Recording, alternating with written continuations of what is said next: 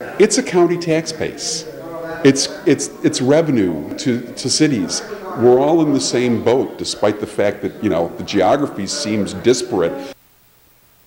Some Tompkins County neighbors are still living without a 21st century technology, and legislators believe it's a county-wide issue.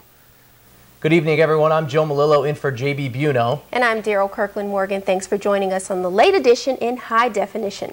The internet is almost required these days to do business and communicate, but believe it or not, there's a large group of people without access to broadband internet. Daryl, as of September of last year, more than 4,700 Tompkins County households were without broadband internet access, and county legislators are trying to change that. The internet is something most of us have right at our fingertips. But for some in Tompkins County, the lack of reliable, fast internet is hindering business. I have to rely on dial-up, and dial-up really isn't adequate for a professional activity. Robert Lynch works for a company that designs radio stations. That company will close in November, forcing him to move his business home. If the county can get broadband internet to rural areas like Enfield, it will help Robert keep his business. That means a business can continue, a business can start. It means that a business will be able to stay in the area rather than have to go elsewhere. The Tompkins County Broadband Committee has come up with a solution. It's called a fixed wireless system, and it uses microwaves to broadcast signals to homes. Anyone within 3 to 5 miles could put a simple antenna on their roof to pick up this signal. It's not complicated. It's a technology that's been used for years. It's very reliable. This technology would cost the county around $2 million to build. A business plan must be presented to legislators before any action is taken. But broadband access for rural towns can only help Tompkins County grow. The county is connected.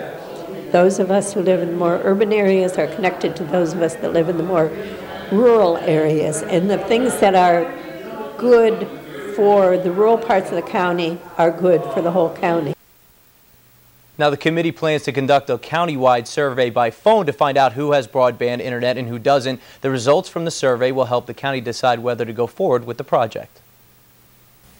New revelations about the man accused of robbing an Elmira bank yesterday. Turns out it's not the first time for 27-year-old Daniel French, who's accused of making that robbery. French is now in the Chemung County Jail on first-degree robbery charges. Police caught French minutes after they say he walked into Five Star Bank on North Main Street, took out a knife, and demanded money. In February of 2002, when French was 17 years old, he robbed the Chemung Canal Trust Company in downtown Elmira, again using a knife.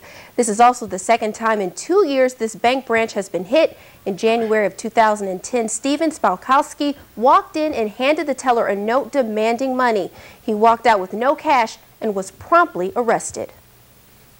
Well, no use crying over spilled milk on Route 15 overpass going over I-86 West. A tractor trailer carrying 5,000 gallons of milk tipped over earlier today. Authorities brought traffic down to one lane, but the highway was never closed. New York State Police and Gang Mills firefighters helped get the truck turned upright. No injuries were reported.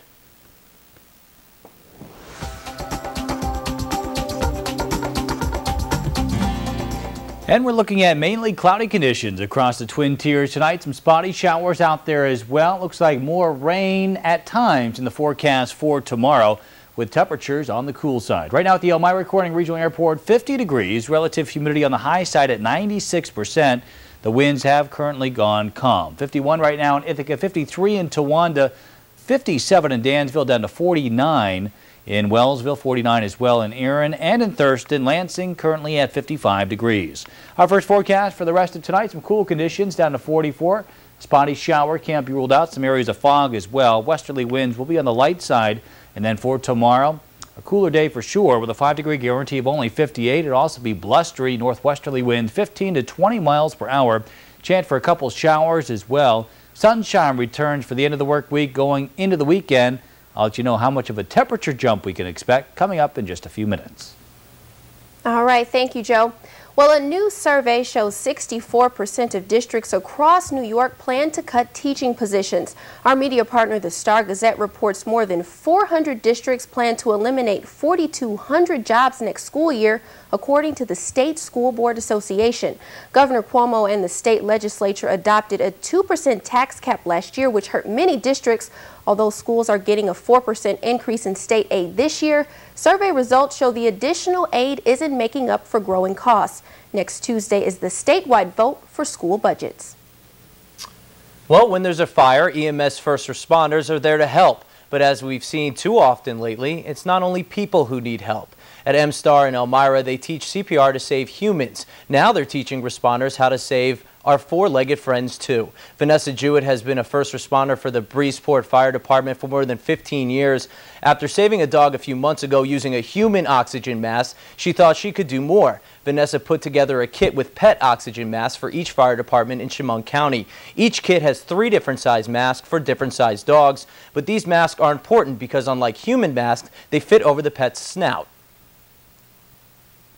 I've had to carry out way too many dead pets simply because they hide when a fire happens, and so they get smoke inhalation and they end up dying from smoke inhalation. If we can get to them quick enough, we know that we can make a difference with the oxygen. To learn about pet CPR classes at M-Star, call 732-2354. Coming up, New York politicians are working to get this product off store shelves. Our special report takes a look at AeroShot and its popularity among teens. Then later, President Obama makes a stunning announcement some are calling a risky political move. Here's a look at tonight's Almanac page. Joe's full forecast is right after the break. Our phone